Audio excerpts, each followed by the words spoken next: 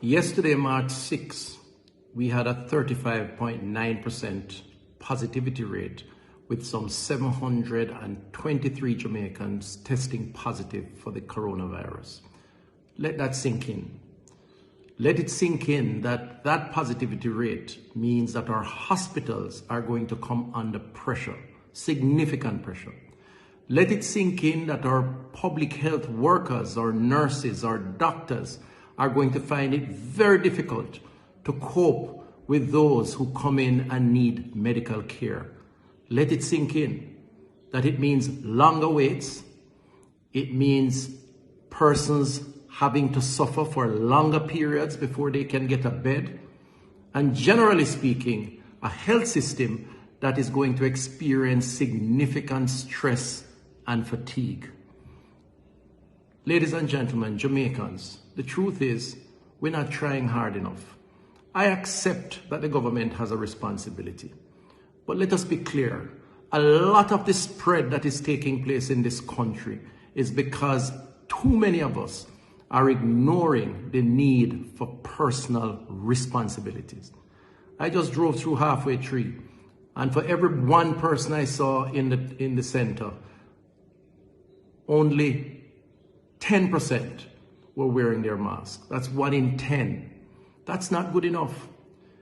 It must sink into all of us that the government alone, the public health system alone, our nurses, our doctors alone, the cabinet of Jamaica alone cannot address this virus and its spread and the consequences that it will have on our people.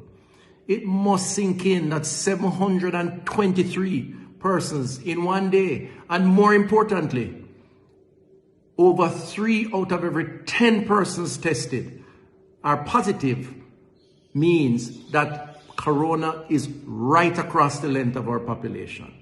It must sink in that if you continue to have the parties, the drink-ups, if you continue to ignore the protocols around gatherings, and you congregate and you don't wear the mask, then the chances of your getting the coronavirus are real, and the probability is increasing. And when you get to the hospital, the chances of your getting a bed is going to become less and less. Jamaicans, people will die. It's as simple as that. I am sorry if some persons are offended by this straight and plain talk, but I believe that it is very important that all of us appreciate and understand the consequences of our action.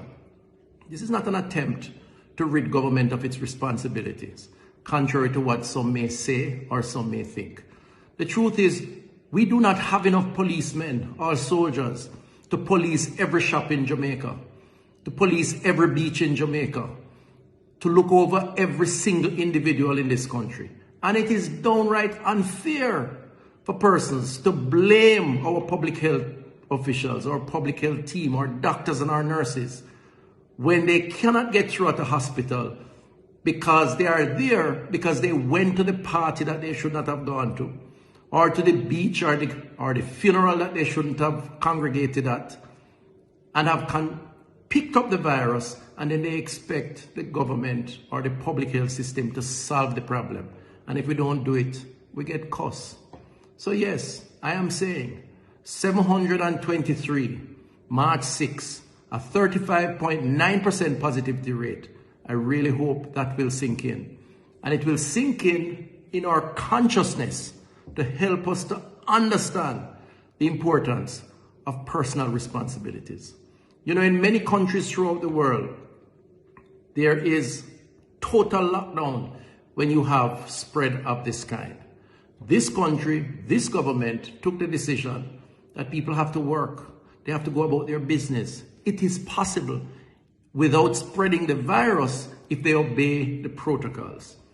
I say to you, too many of us are not.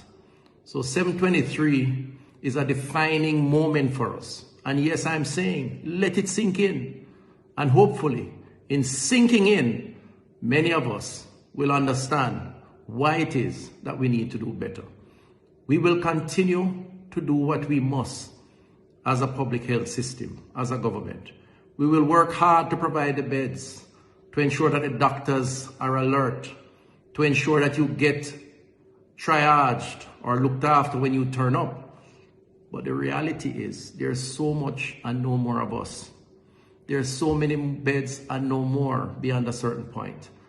And truthfully, it doesn't have to be this way. We don't have to have the overcrowding if we respect the protocols and take personal responsibility. I really hope for all of us, better days ahead. I believe there will be better days ahead. The vaccines are expected to arrive tomorrow and others to come later on. We will now embark on one of the most significant logistics exercises that this country has seen. But it is important that we recognize that until then, we must observe the protocols. We must continue to wear the mask, continue to physical distance, continue to sanitize. Otherwise, we will see worse days ahead, not better days. Let us do the right thing. Thank you.